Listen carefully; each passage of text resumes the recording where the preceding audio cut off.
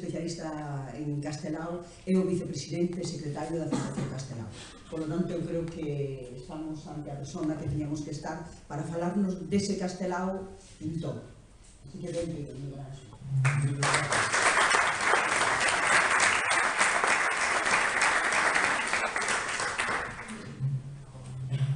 Boas tardes a todos, gracias por virdes, gracias por estardes, gracias por concederlle un anaco de tempo a Castelao.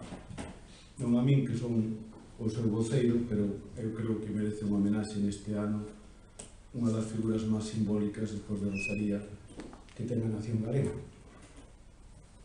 Como ben sabedes, Castelao nace en Rianxo, un pobo mariñeiro, menos mariñeiro que labrego, porque en Galicia os povos da costa teñen moito sempre de labregos, pero el móvese nese ambiente mariñeiro e pobre.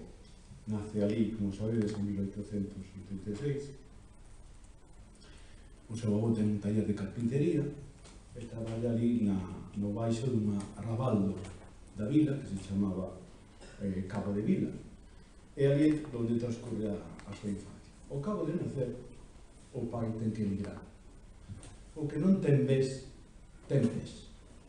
Había que emigrar para pagar o naipelo, que choraría, non tería de menos o seu pai, acabou no colo da súa nai e das súas tías, e ali se marcha para a emigración.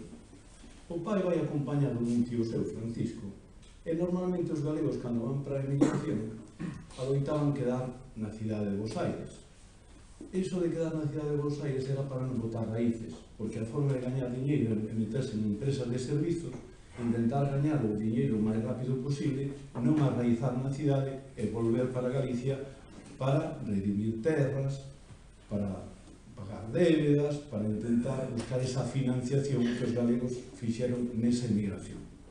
A emigración é a epopea dos galegos. A emigración é o gran logro dos galegos. Ten un drama personal tremendo, que Castelao vai non manifestar, pero é gran epopea. É a gran filantropía dos galegos. Case todo o que temos en Galicia, no mundo cultural, no mundo da empresa, no mundo da ciencia, ven de América. Os galegos nunca se esqueceron de os galegos daqui. Moitos foron para lá, pero a metade volveron. E os que non volveron foron mandando cartas con cartos, foron mandando remesas, e a gran fazaña dos galegos é esas centos de escolas, casi 300, que ciscaron por Galicia para facer dese Estado que non había, desa solidaridade civil naquel momento. Entón o pai vai para Bos Aires e excepcionalmente non queda na capital, que era o que adoitaba facer todo o mundo, onde se constituirá un centro galego, senón que lo mandan a terra extrema, para onde están os indios, os malóns, e ali na zona de fronteira, nesa Extremadura, pois establece un almacén. Unha zona que se chama Pernasconi, non é a pampa húmida, a mellor pampa xa tiñan ocupadas os vascos, e o galego manda a peor parte que a la baixo a loitar contra os manos. E ala se quedou. O rapaciño queda en máis da nai e dos outros. O que non sabe dos mecos do avó, non sabe o que é bo. Este rapaciño edúcase en Rianxo, moi católico, moita igrexa, mónago da igrexa de Santa Columba, sempre pegada ás aias da nai, e sentindo a cidade, perdón, a viliña, co seu mundo labrego e o seu mundo mariñeiro, coas súas cadencias, coa cadencia labrega e coa cadencia marítima. Nese mundo pobre, de case sen recursos, este rapaciño que vai á escola, e desde en cambio lle zoupa por falar en galego, como ele comenta, pero nunca protestou, un día colle un lápiz e dá en dibuixar. Dibuixa, fai un dibuxiño, dibuixa unha labrega, contaba a súa irmá, recordaba na casa unha labrega, entón este rapaz foi se convertindo en autodidacta. Eu creo que en un periódico chegarían por ali e vai facendo dibuxiños, entón un home que lle gusta dibuixar. Cando xa ten cumprido o bacharelato, non, os primeiros ensinos, cando ten 10 anos, en 1896, o pai que xa foi facendo diñeiro naquel almacén da Pampa, coñecido como pulpería, porque vendían pulque, que era un tipo de alcohol, pois mandan os diñeiros para que podan ir, vai a nai e vai o rapaz para lá. O rapaz vai para a Pampa e alá se queda nese mundo salvaxe. Un mundo diferente, donde o tempo xa se medía de outra maneira, donde non había mar, donde non había igrexa, donde non había escola, e ali se move Castelao nese mundo casi salvaxe donde a nai se escandaliza donde for nadar. Nese mundo nacelle dúas irmáns, el atendeu ao almacén do pai, pero atendeu moi mal. Aí aparece unha das grandes virtudes de Castelao, era moi bondadoso. É unha imaxe que vai ser típica dele en toda a xente que o trata como persona boa. Cando viña a xente a pedir cousas ao almacén, el non as apuntaba, collía e regalábalas.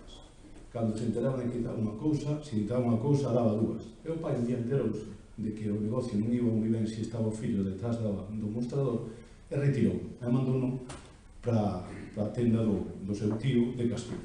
El vestiuse de gaucho, aprendeu a fumar e a tocar a guitarra. Entón, nese momento, digamos que un Castelao xa que non lle vai moito o mundo dos negocios, pero xa sabemos que ten unha afición importante, que é fumar e tocar a guitarra. E tamén un pouco a concertura. Falaba gauchesco, as formas típicas dali, vestía de gauchos, e ele integrouse moi ben nesa comunidade argentina.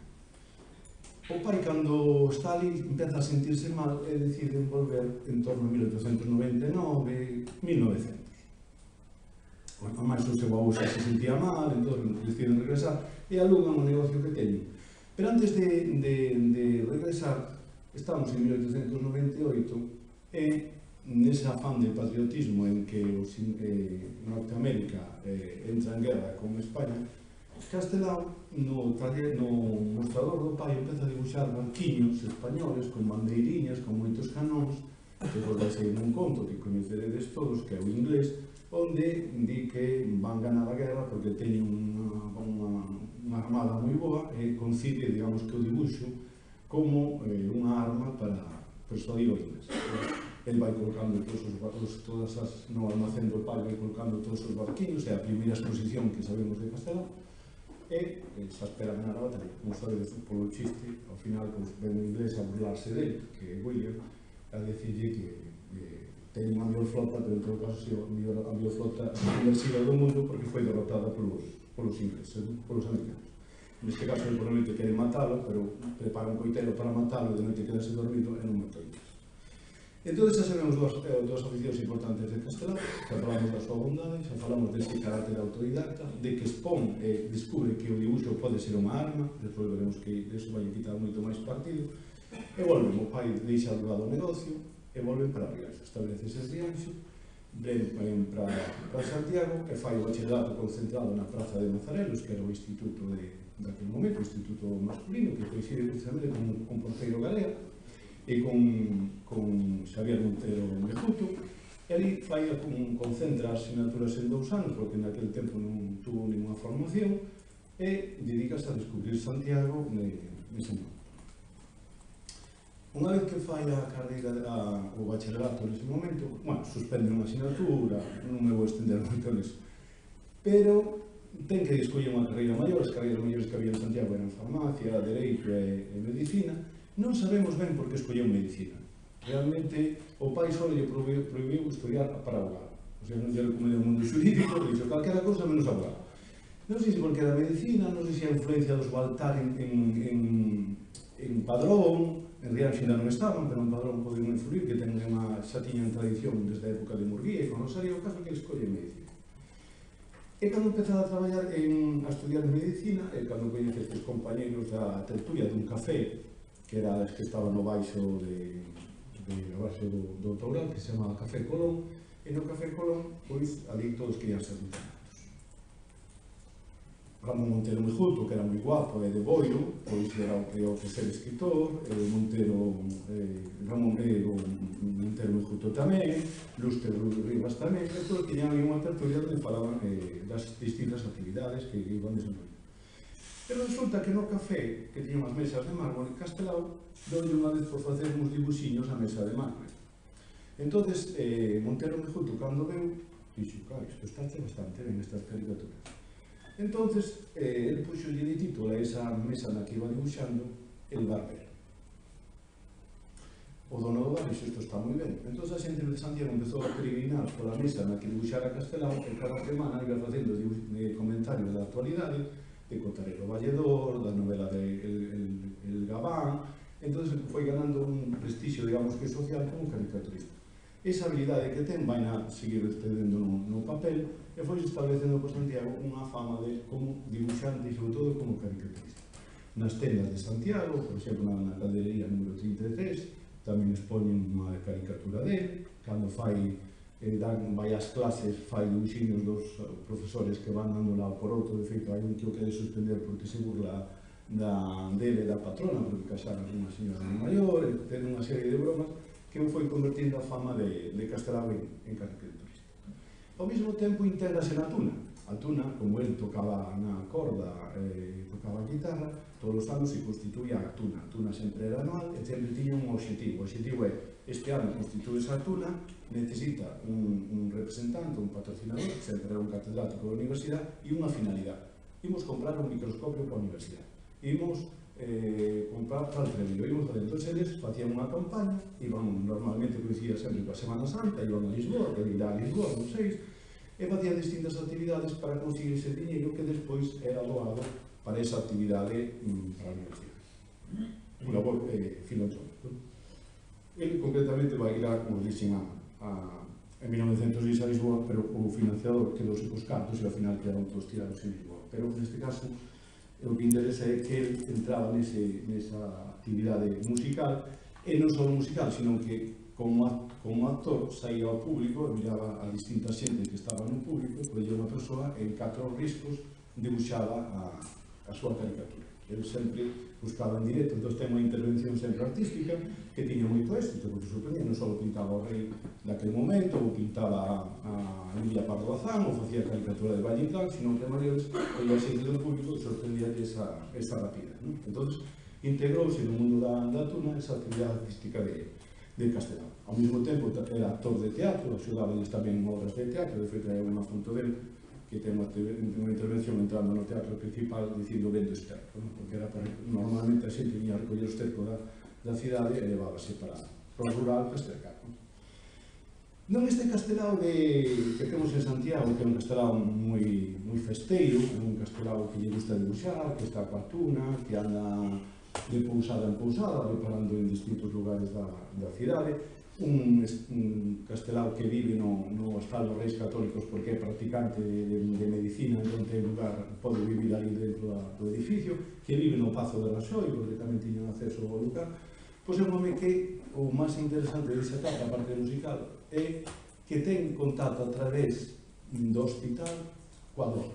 Castelao descubre en Santiago a dor. Os enfermos no hospital, os desafiuzados, a xente que xa ia ao hospital real a morrer. É dicir, é un Castelao festeiro, pero ao mesmo tempo, ao lado do humor, descubre a dor. Descubre ele fala dun conto dun suicidado, que aparece ali tamén.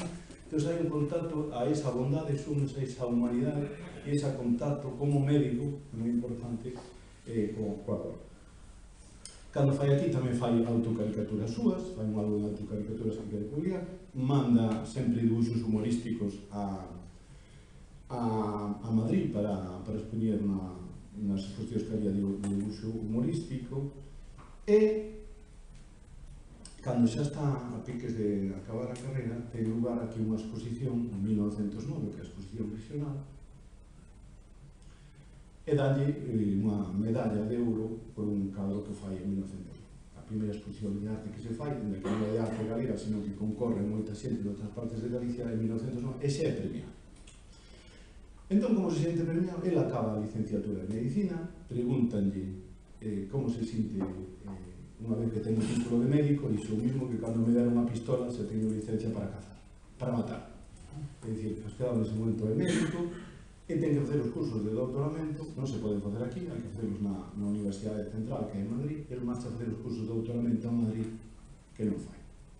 Promete ao pai que os fai, que os estudiará, que xa estudiará medicina, pero ele en Madrid contacta a través de Liberal con algúns intelectuales galegos, sobre todo un gran personaxe compostelano como é Vicente, e a través del Liberal empeza a colaborar ali facendo algún dibuixinho. Concretamente xa ten un dibuixinho onde está anticipado os vellos non deben amarás, que é un retiro, que é unha parelliña, un vello maior, rico, con unha mociña ao lado, e un can que dice que o olfato tiene nos perros. É dicir, aí xa está anticipando Castelao a aos vellos de Benocas. Fai dibuixos de caciques, empeza a ilustrar nas revistas de Madrid e vai ganando un prestixio entre o ano 9 e o ano 10. No ano entre o 9 e o ano 10, o pai está sendo alcalde de Rianxo, porque foi unha aposta que fan por ele un cacique da Diputación naquele momento, que era Baltar Tofo, cambian o representante que tiña e o pai acaba de alcalde. Pero sai outro movimento político que destituen ao pai, que o pai xa deixa ser alcalde. Entón ele regresa no ano 10 co título de medicina, con bastante prestixio en Madrid, porque ilustra bastantes revistas, que é unha faceta moi importante dele, como ilustrador del Cuento Semanal, de La Princesa del Amor Hermoso de Sofía Casanova e outras publicacións de aquel momento, non? Desde a Gourmet, que desaparece, por unha pintura que está deostada, e ficha a Castelao nese momento, que xa era bastante proclive, porque visitará antes no barrio municipal, onde fixeron as caricaturas entre o 10 e o 14, e integra a Castelao. O Castelao, en Pontevedra, é moi feliz, con esas crisis que veremos de ceguera de Cencano, e dedicado a facer dibuxiños de todo tipo, ilustrado. En o ano 19, ele dá unha conferencia que se chama Arte e Galeguismo. Ele xa milita dentro do galeguismo, e aí defende a segunda teoría de Castelao. E a segunda teoría de Castelao é un pintor galego, como nós temos paisaxe, se sentimos esa paisaxe, se o autor que colle esa paisaxe se enchoupa dese sentimento, se se tinxe desa atmósfera, é capaz de transmitir na súa obra unha arte auténtica.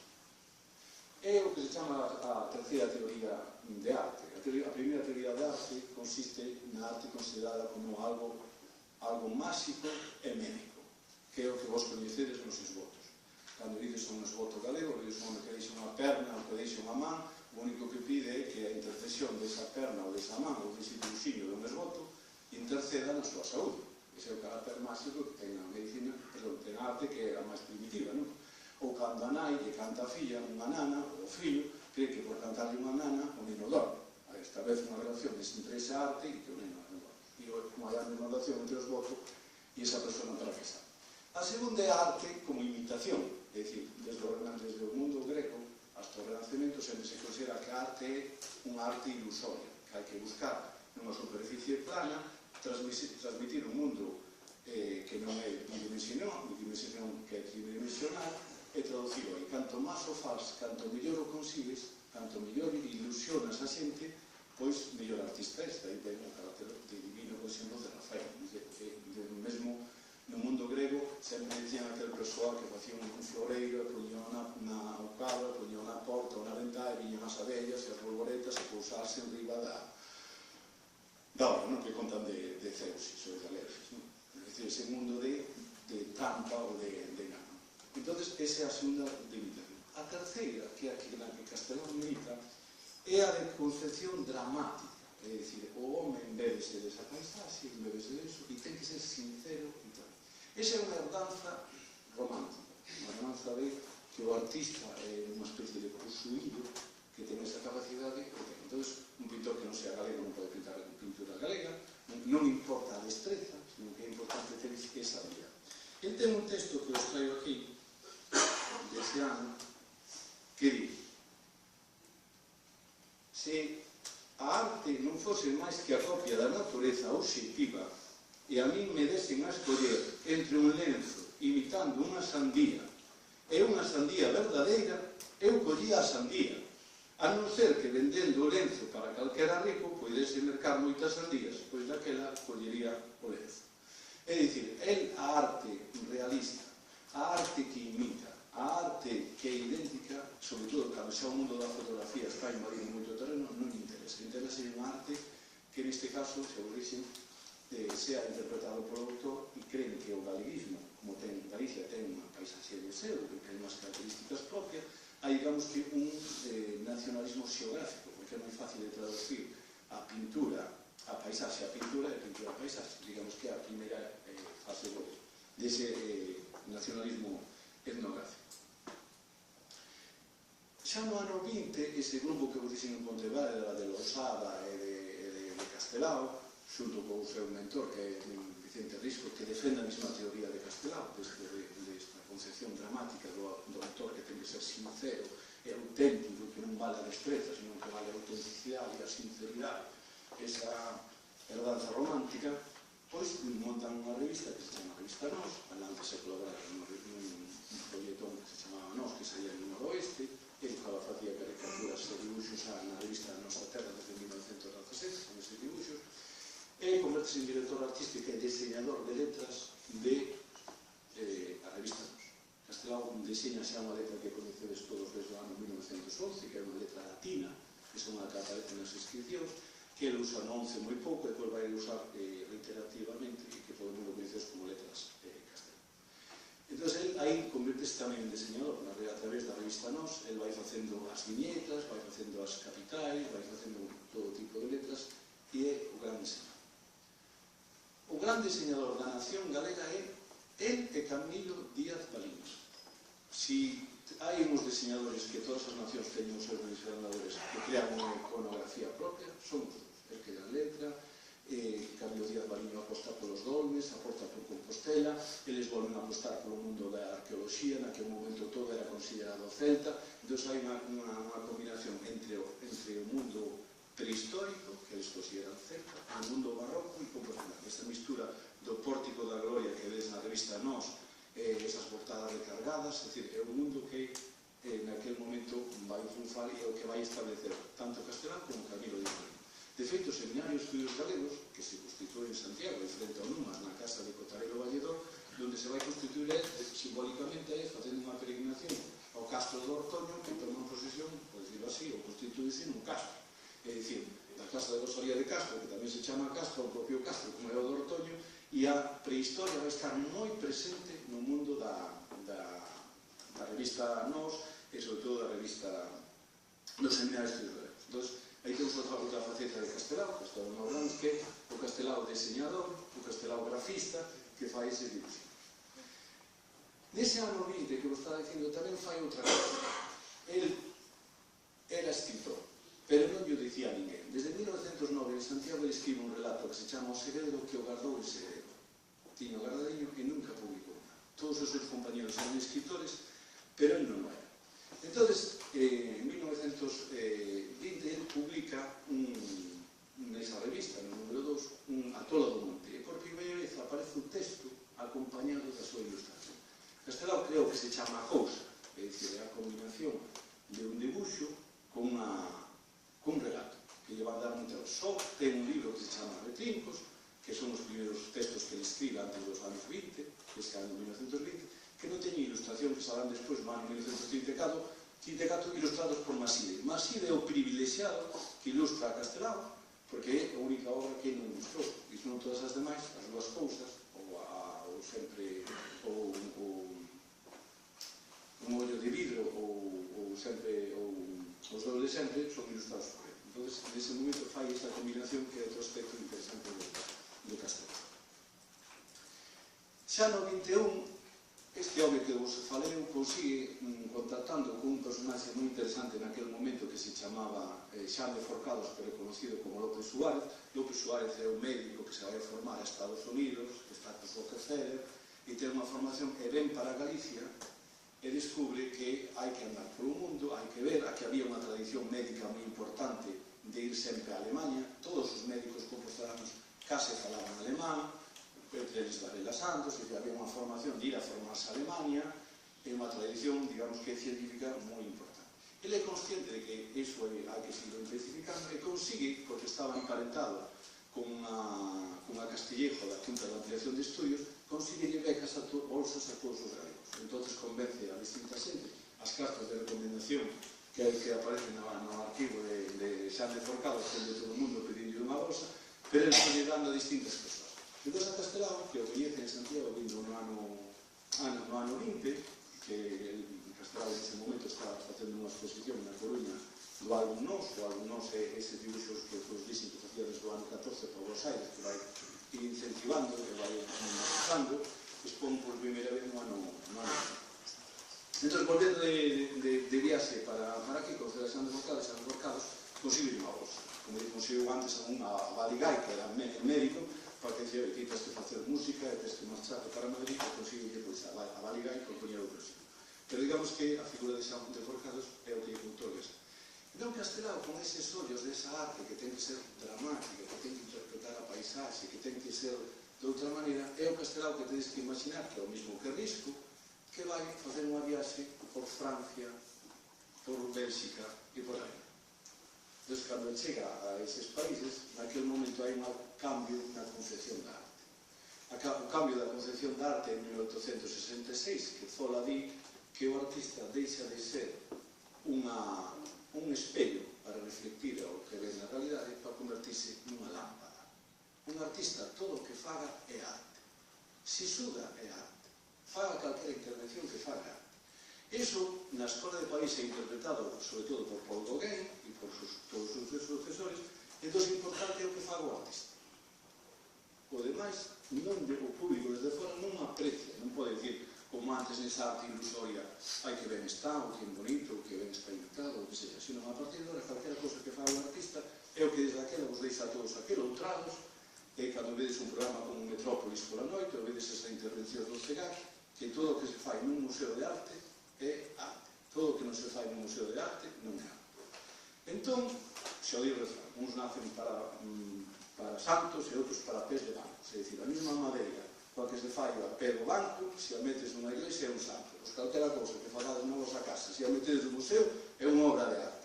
Iso Castelao desacougou porque ele considera que ten que militar no nacionalismo, cree que hai que cultivar unha paisaxe galega, que hai que educar a xente para formala e crear unha arte propia. Entón, o que lle interesa é a arte primitiva, interesa o mundo ruso, interesa os primitivos flamengos, interesa a arte rusa, interesa os balés, todos creativos que ve do teatro do Morcego de intervención entre música, arte, todo ben todo ilusionado con esas misturas que se poden facer de arte popular. É consciente que en Galicia non temos actores, non temos escolas, non temos nada, digo, se eu creo uns actores en Galicia como non van a interpretar ben, mellor é que lle ponen unha careta, se lle ponen unha careta determinada xa non teñen que actuar, porque a propia careta xa lle vai traducir o temperamento. Entón, eu teño que ser consciente de que Galicia non pode dar ese salto a contemporaneidade, e son ese diario que conocedes no ano 1921, pois que el non gusta nin de Picasso, nin de Matisse, nin de Van Gogh, nin de todas esas persoas que foi editado, que é un diario íntimo, é unhas confesións onde el decía que só lle interesa esa arte primitiva. Cando volve, vai intentar montar, como vedes, un teatro de arte que non lle sale adiante, o que sale adiante a Polifónica de Pontevedra. No ano 22, Castelao, que colaboraba na nosa terra con esos dibuixos humorísticos, e sobre todo en El Sol de Madrid, el gran periódico de referencia, ficha a Castelao para que faga uns dibuixinhos galegos e que os emita.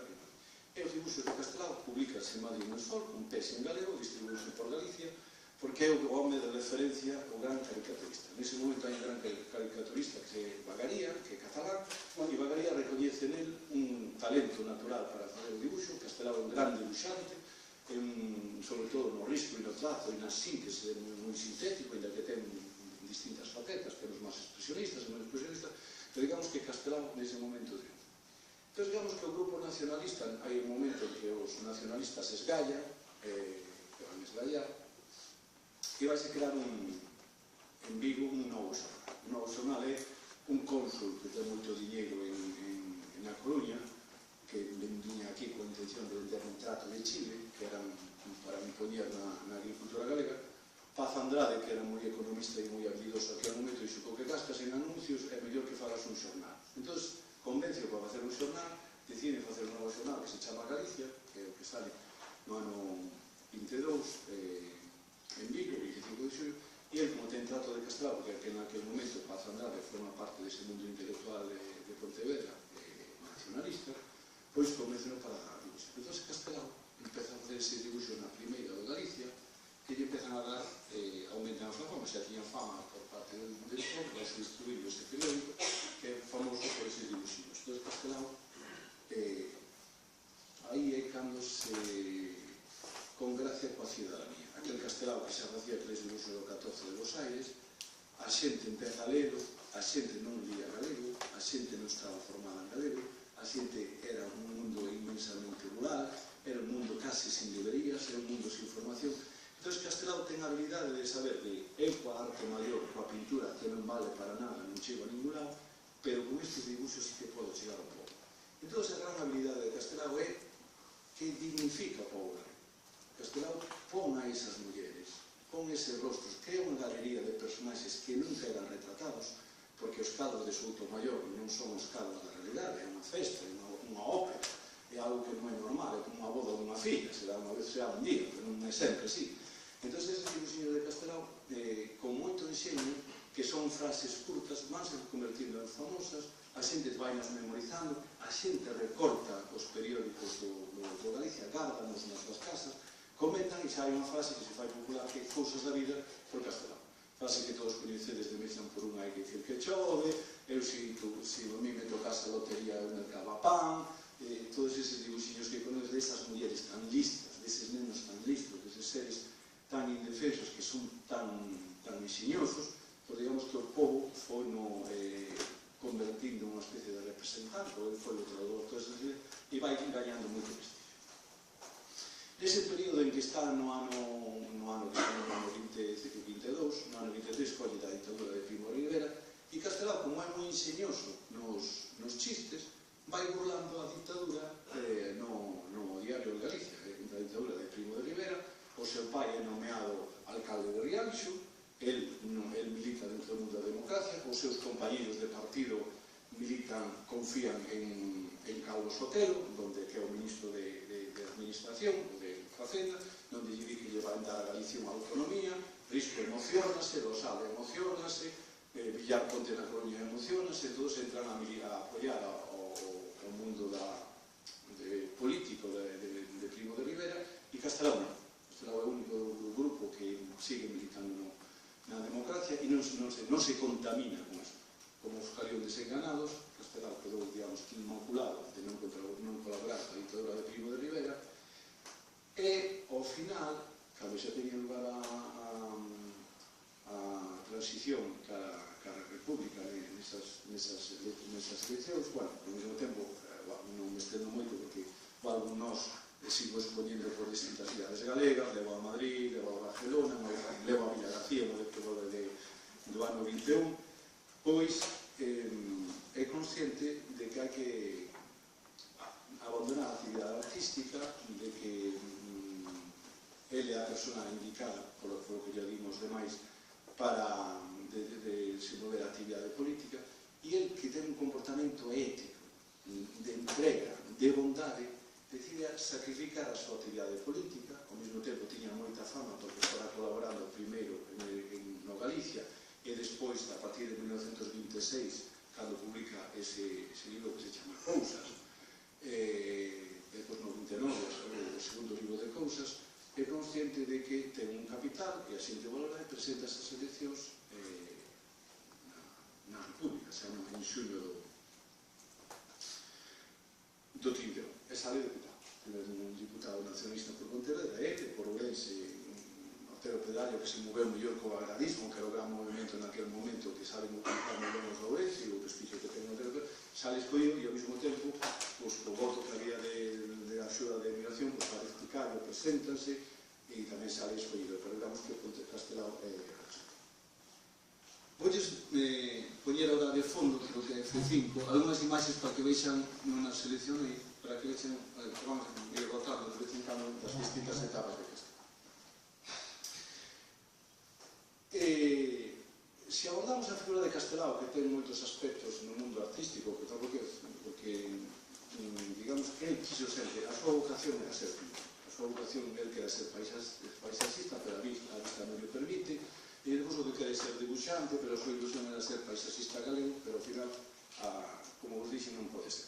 Sempre vai ser ilusión, despois vais entregar a causa da literatura galega, vais militar. Este é os primeiros dibuixinhos que fai Castelao, o máis antigo localizado, que é unhas clases de dibuixo que probablemente fose ali no Caramiñal, dedicada a súa profesora que debe darle algunhas orientacións de dibuixo.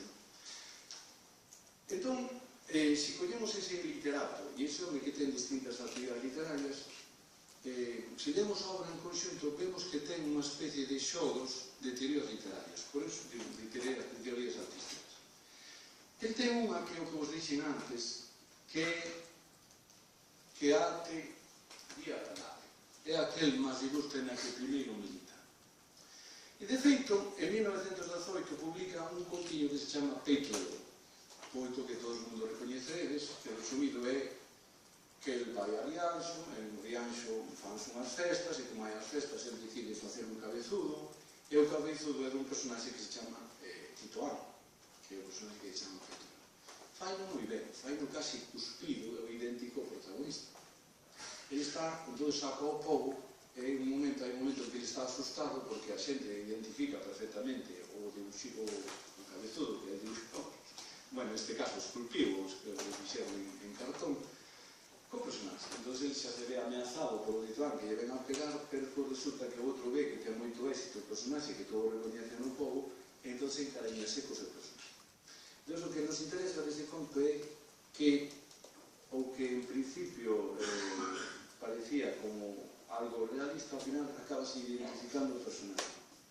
Entón é idéntico. Entón hai un momento en que o personaxe sale con el e dille: meu irmanciño. É dicir, o Titoán vai coa cabeza súa no personaxe encontra con Castelao e dice: fíxese no cabezudo e repare en mí, o cabezudo son eu. É dicir, esa arte e a verdade é aquel defecto, que é o que busca a verdade a través da caricatura que está escondida, a través dunha máscara, vai que buscar a verdade, inda que a veces as máscaras poden ganar, depois veremos outro. Pero ten outro posterior, este é o Beneficis de Valle Inclán, fai no 9 na exposición de Madrid, e vedes xa viste as letras de Castelao, non? Que é do 22, e titúlase O Retrato. Todos o lembraredes, non con os matices da lectura precisa, que se volvemos a refrescar todo.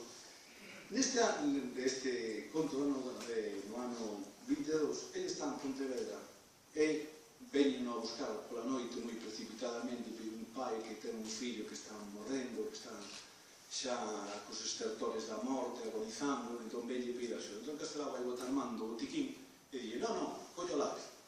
É dicir, non necesita como médico, porque xa non exercía de como médico, sino que o que ten que facer é traballar como pintor. Entón vai ali e dille: quero que me faga un retrato do meu fillo. O protagonista chamase Melchor, o pai é Melchor, entón vai e ve o fillo ali, ferido e vencido pola morte, deteriorado, e fai un retratinho do fillo tal como está. E dille o pai: ese non é o meu fillo. Castelao sorpréndese e podría facer outro retrato máis hiperrealista, con máis detalles da enfermedade, con ese dor, e volve a dicir: non é o meu fillo. Entón Castelao dase conta e colle e empeza a dibuixar un neno precioso, moi bendido, case un anxo do ceo, e cando acaba de dibuixarlo, ensella ao pai e dille: tiven moitos fillos, pero o máis bonito de todos foi o que me morreu. Vela aí está o retrato que non minte. No Titoán era realista, aquí xa se dá consciente de que a arte pode mentir, que é a arte publicitaria, que é a que coñecemos. A arte pode, de feito, a arte non ten por que contar a verdade. Entón, ainda que militaba no mundo da verdade, a veces deixanos abertas esa posibilidade. Pero ten outra máis. No 3, é outro que se chama O pai de Migueliño. Migueliño, como a él, está basado na súa propia experiencia, ten un pai que emigrou, que ven para lá, que volve, que o fillo imagina que vai volver rico da América e que vai vir a ver ese pai. Entón, ese rapaciño, o Migueliño, antes de marchar, de vir ao pai, sube nunha cadeira para ver o retrato do pai outra vez, para volver a memorizarlo, miraba millóns de veces, porque o pai sempre estaba ausente, para acordarse dele, e vai ao porto a buscarlo. Probablemente este retrato fosse unha fotografía, pero podía ser tamén un retrato. De feito, o cara chama su retrato. Entón, ele vai ali, entón empeza a ver un home guapo, e este é o meu pai, e pasa de novo. E outro rapaz, outro home tamén moi aquelado, este ten que ser o meu pai, tampouco. Vai pasándose así, e van pasando todos, el vai seguir xonando e ao final encontra unha persoa moi enferma, moi demacrada, moi demagarida, e acércase a él e resulta que ve que o pai é ese e que non se parece ao retrato. É dicir, volvemos outra vez como o retrato que tiña o fillo que lle mandaría o pai desde América, pois non volve a ser a coincidir con ela. No 3. Ten outro cuarto, outro conto,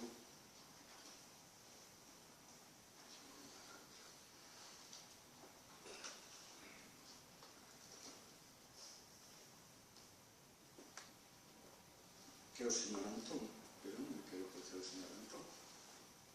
Aí eu vou contar a cabeza. O señor Antón xa do ano 27.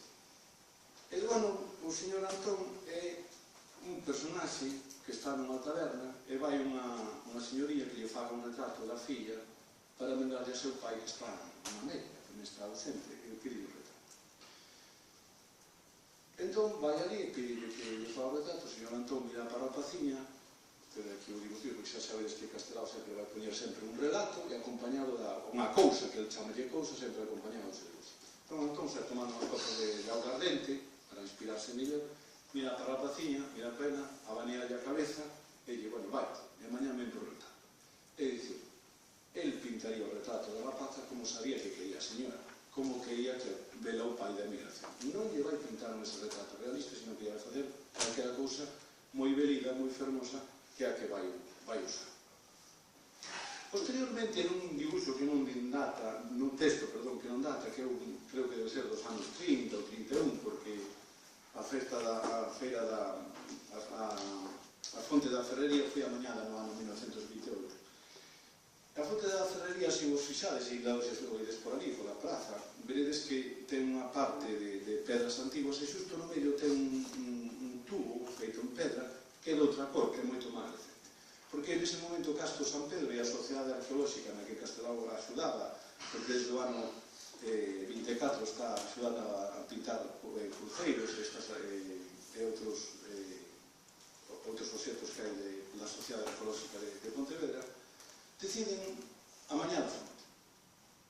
Entón, Castro San Pedro fala con todo Pontevedra para ver se encontran as pezas, e van encontrando as pezas case todas. E falta unha.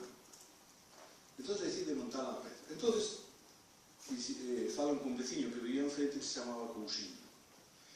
Entón, Cousiño dille, non sei para que vos complicades, porque eu levo toda a vida desde pequeniño mirando para esta fonte, sei perfectamente como era o cano. E dixo, se a mí me viñedes un dibuixante, eu dibuixo a peciña e non tens problema restaurar esa peza. Entón, Cousiño dalle instruccións aos canqueiros, vai a peciña, e fai esa peza, reconstruirse como estaba planexado, presentado no plano, e acepta ese dibuixo. Acabada de montar a peza, pasado un certo tempo, aparece a peza. Non se parecía en nada o que dibuixara Cousiño. En nada. Outra ilusión a que a arte pode mentir. E ele, ao final, ten un texto lindo. O gran artista, por Cousiño, conservaba da fonte un recordo xa desfigurado polo tempo e mantiño, sen querer, como verdadeiro. O caso é que o testemunio de Cousiño era sincero e despois resultou falso. Imaginade a cantidade de pezas falsas con que se armou a historia de calquera país. É menos mal que os artífices son tan honrados como Cousiño. Ese é outra. E finalmente traio-vos outro. Esta é unha peza moi coñecida que é unha colaboración de deseño de Castelao dun candieiro feito para a cerámica celta de Pontecesures, porque hai un Castelao diseñador desa fábrica dos Diegue de Cesures que fai, esas son as portadas que fai para a novela dos dos deseños. Castelao, nese xogo da verdade e da máscara, no ano 1919 ten un dibuxiño que está no Museo de Pontevedra onde se ve un home cunha cara e ten un texto que eu teño aquí para ser preciso de un home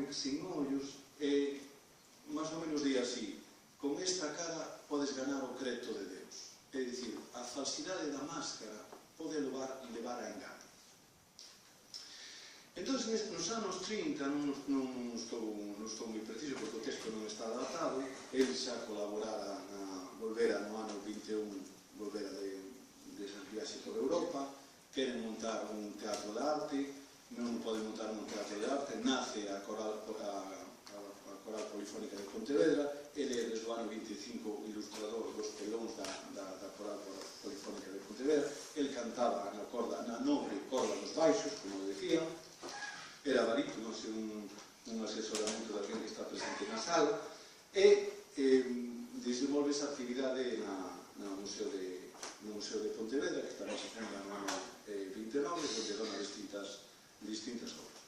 Pero digamos que esa actividade artística, ele está escribendo unha obra de teatro que se chama Pimpinela, despois primeiro chamábase de outra maneira, pero depois vai acabar chamando os vellos onde ven a más.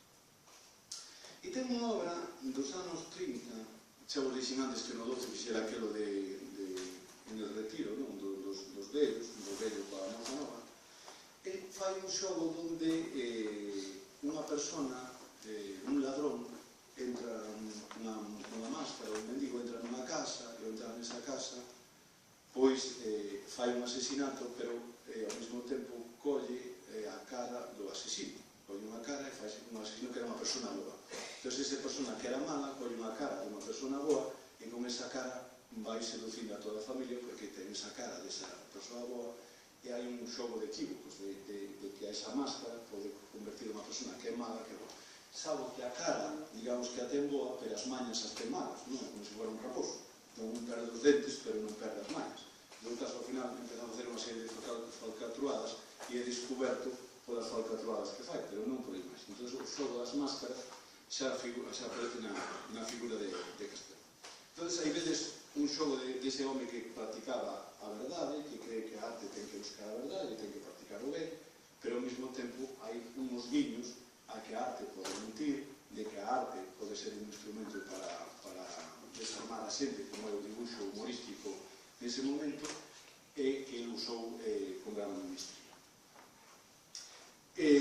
Se falamos antes no Castelao, que vai ser deputado por Cortes en xuño do 31, a actividade política vai no devorar de tal maneira, con viaxes constantes a Madrid, que digamos que o Castelao artista e o Castelao escritor quedan apagados. Digamos que a actividade dele vai quedar parada mentre o ano 33, que xa non deixa de colaborar en Faro de Vigo, deixará o Galicia xa pasará a usar en Faro de Vigo, que ainda lle dá moito máis prestigio, cobraba 25 pesetas por dibuixo, pero sempre tiña actividades para non de gastar ou financiar, entón ao final casi non ten cartos, pero é un home con reconhecido prestigio e valorado.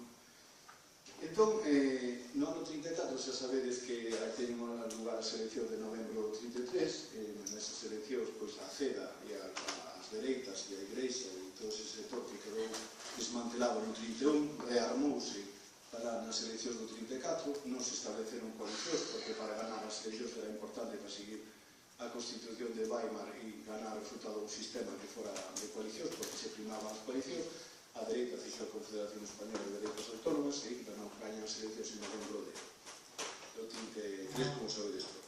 No Castelao deixa ser deputado e o Partido Galeguista non quita ningún resultado. Además, nesas eleccións unha primeira vez votan as mulleres, no cual moito sector católico axudou as dereitas e quedamos en. Entón, Castelao volve a Pontevedra, volve a ser funcionario e volve a traer. Entón, volvemos a recuperar o Castelao pintor e o Castelao artista, que é o que pode volver a retomar a obra Os vellos non deben namorarse, o que vai editar Retrincos, xa antes publicara un dibuixo, unha colección de dibuixos que era 50 homes por 10 reais, que é o primer álbum de dibuixos que se publica en Galicia, que é o primer álbum de dibuixo humorístico, porque ele era consciente na ditadura de que moitos dibuixos non os deixaban publicar, e ibas colocando como o home que, a muller que, e con ese xogo de dibuxiños foi publicando ese dibuixo. Nese ano 31 tamén al propio Faro de Vigo publica un almanaque con antoloxía dos seus mellores dibuixos que se distribuían por todo Galicia, e os seus dibuixos eran tamén de vez en cando reproducidos no mundo da emigración. Entón, Castelao nese momento ten bastante prestigio e volver a dedicarse a actividade nese bien.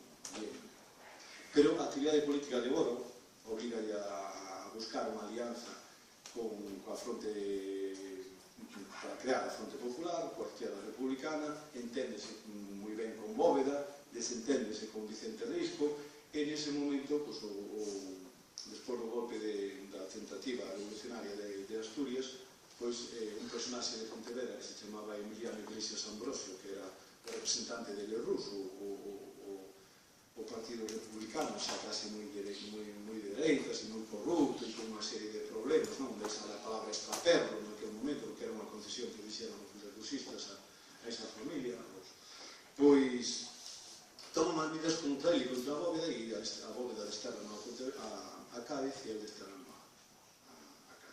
Cádiz, perdón, a Extremadura, a Badajoz. Aí é cando empeza a fazer esa colaboración que se chama Verbas de Chumbo, que vai ser o agro do libro de, digamos que o libro de Sempre en Galiza nace, mantén a relación con Galicia a través da nosa terra, e digamos que é un castelao que está ali no exilio con algunhas escapadas, porque realmente é un traslado administrativo, camufla un traslado administrativo, e desde cando pode ir. Pero, bueno, ele con Bóveda vai poñer un desacordo para que se chegue a un acordo con a izquierda republicana e sacar o Estatuto de Autonomía, que era a súa antena. Ele intentou sacar o Estatuto de Autonomía no ano 32, non foi posible, intentaron no ano 33, pero a Orga tampouco lle axudou moito. Estaba un personaxe de Compostela como era o Rajoy de Luc e Tafado en Pontevedra axudándolles, pero non consiguen que ese estatuto despois de Cataluña se aprobe.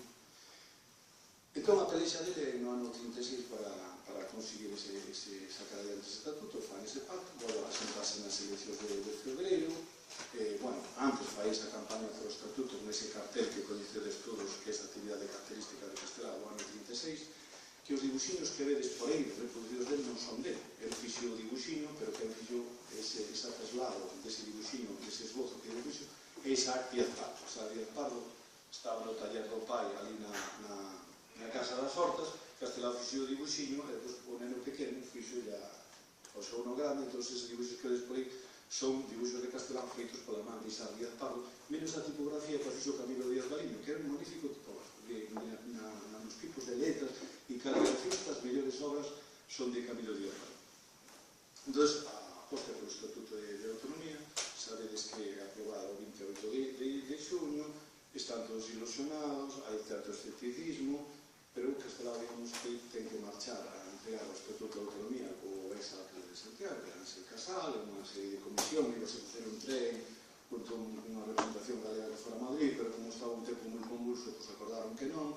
Entón, o 15 de xullo, entrega o Estatuto ao presidente das Cortes, naquele momento, Macías Barrio, e pois vai ao Pazo Presidencial a entregar a Azaña, pero nese momento xa estaba a conspiración militar en marcha, xa estaba palabrada para o 17 ás 7 horas, non? As 17, pois, ás 17 horas, para dar o golpe de Estado militar, que xa o colleu en Madrid. Entón, non é que colle que estaba en Madrid, que era que estaba cego, estaba coa muller, que nese momento foi allí para entregar o Estatuto, pois pos ao servicio da República. Unha vez que pon ao servicio da República, cando ven que o objetivo era tomar Madrid rapidamente, se tomamos Madrid antes das Navidades, acabamos co goberno, pero Madrid resistiu. Entón, o goberno, desconfiando mesmo de que Madrid podía resistir, trasladas a Valencia e leva un grupo de intelectuales que vai para Valencia, entre eles está un gran artista como é Arturo Souto, e que van a axudarle a característica da República para facer esa. Entón, hai todo un equipo de artistas que traballan en Valencia, onde van facer todos eses magníficos carteles de guerra, que son os carteles moi realistas, que coñecedes todos. Vai haber unha serie de publicacións na que está, como dixen antes, Arturo Souto, e está tamén Federico Rivas, e Castelao vai facer 3 álbumes que coñecedes moi ben. O primeiro é Galicia Marte, porque ele vai se enterando das noticias da represión que hai en Galicia onde non hai fronte, faise esa pintura realista que é Galicia Marte. Despois vai facer outro que se chama Milicianos, Galicia Marte, Latina en Galicia, e depois fai Milicianos. Eses fai os 3 en Valencia, pero en Valencia son publicados. Milicianos non chega a publicar. É máis interesante como dibuixo e como trazo é Milicianos. É un Castelao moito máis interesante, máis expresivo, un Castelao moi cego, pero que pinta moi interesante. E nese momento o goberno da República leva con os representantes en maio del 38 a que vai a Moscova. Que vai a Moscova ao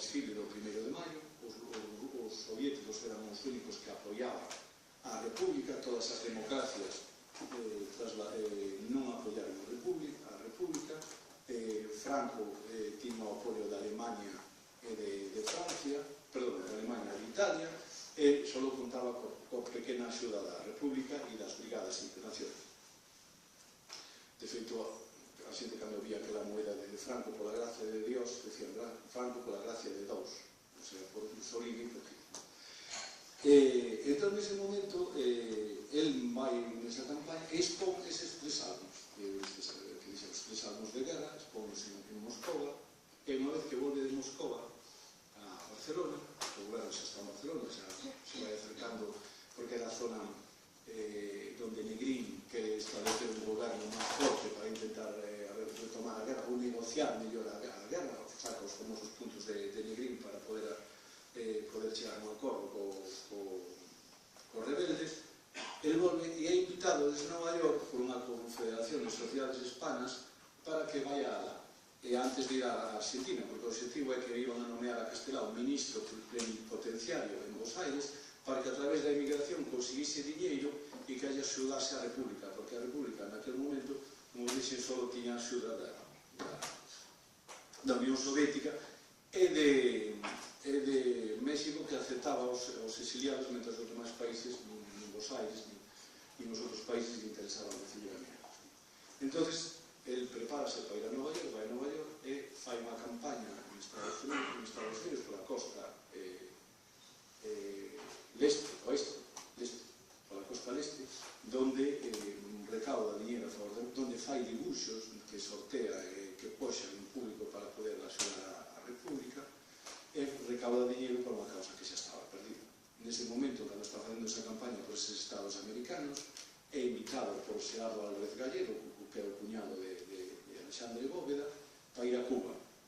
Entón chega en novembro do 38, acercase a Cuba, e nese momento tamén pide apoio dos cubanos, que lle regalan tabacos, zapatos, que fai dibuxiños nos actos públicos que poxen por eles, e que tamén pinta eses dibuxos desas estampas de negros que coñecedes todos de cubanos, de bailantes, tamén esas estampas deses negritos que pintan en Nueva York, sobre todo de haitianos, que ele vai facendo para axudar a expón en Nova York, expón en Habana, e regresa xa en febreiro do 39, con todo retardado, cando xa o pasaporte diplomático xa non valía para nada, a guerra estaba perdida, entón é un ilegal, un irregular, máis que un ilegal é un irregular. Entón, nese momento intenta amañar un sitio para onde ir, un mundo do goberno peronista está casi en contra, a favor do golpe de Estado, dos militares, a sociedade argentina está a favor dos exiliados, é moi difícil que ele poda entrar allí, negocia con Balibay a ver se pode entrar en México, non lle deixan tampouco entrar en México, e ao final un médico do centro galego consigue unha recomendación co presidente Ortiz e ao final, pois no ano 40 volve para Chile.